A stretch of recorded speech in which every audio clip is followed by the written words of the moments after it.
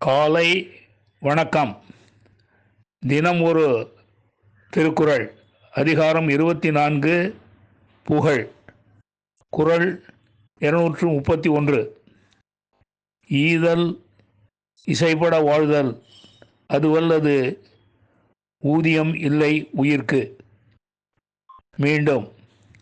ஈதல் இசைபட வாழ்தல் அதுவல்லது ஊதியம் இல்லை உயிர்க்கு.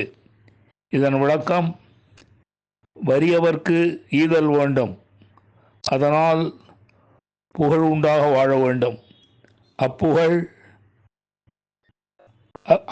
அல்லாமல் உயிர்க்கு ஊதியமானது வேறொன்றும் இல்லை. மீண்டும். வறியவர்க்கு ஈதல் வேண்டும், அதனால் புகழ் உண்டாக வாழ வேண்டும்.